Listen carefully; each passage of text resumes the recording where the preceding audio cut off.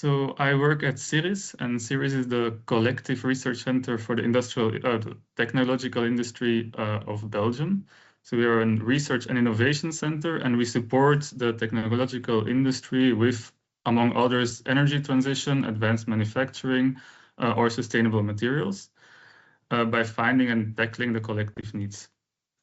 So for hydrogen specific, so I work in the energy transition team, and here we see that hydrogen can play an important role in long duration energy storage, among others.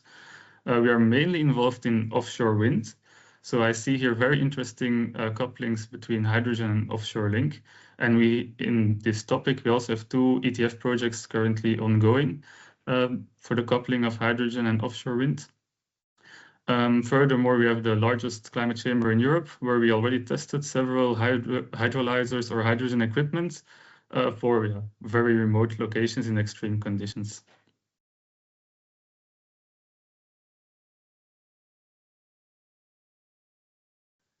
So first off, I looked up the numbers just before. Globally, I think the CO2 production of hydrogen these days is between 2 and 3% of the total CO2 emissions of the world. In Belgium, this is even slightly higher, apparently. So I think the first step for our future, especially in Belgium, would be to make green hydrogen to reduce the CO2 consumption of the current hydrogen production. So I think the green hydrogen here is essential, or at least carbon-free. If it's now green or pink or another carbon-free color, it's fine. I see here a very big opportunity for offshore wind. The only problem for Belgium at the moment, we don't really have a surplus in electricity. At the moment, we use all our electricity that we produce, and in the near future, this might be the same.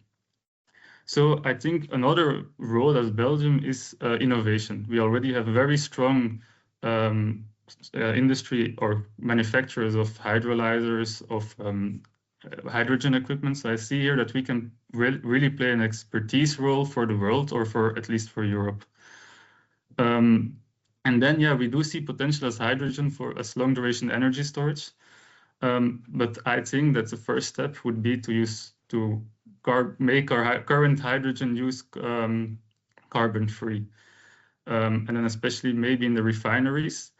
But there, the cost of the green hydrogen will play an important role, or at least the diluted cost of the end product.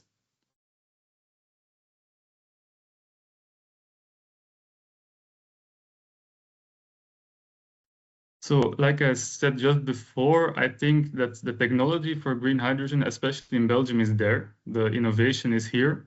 We have the strong companies that can produce green hydrogen, or that can produce the machines for green hydrogen. I think at the moment, the price for green hydrogen is a big bottleneck. And this is mainly because there is not much energy surplus at the moment on the market.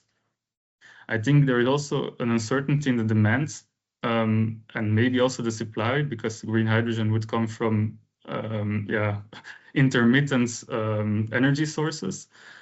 So I think here is a big challenge at the moment. And furthermore, I think the public perception and the policies here are also not very clear. So people are often scared of hydrogen, which is maybe not always necessary.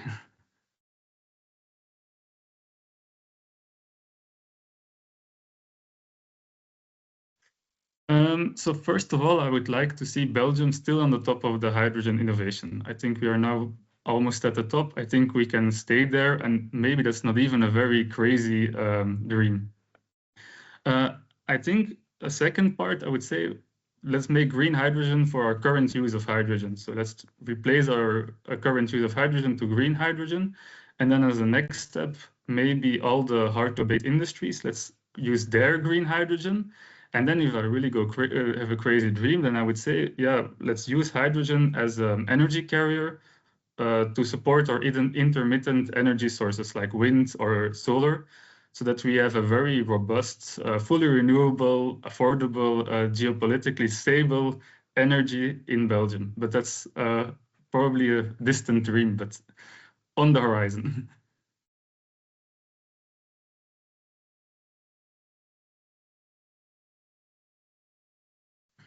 So personally, I don't really like doom thinkers in hydrogen, but I also do not really believe in the utopian views that hydrogen sometimes portrays. So what I would expect is that the team see hydrogen as a tool and not as a goal itself, and use this tool in the place where its strengths are.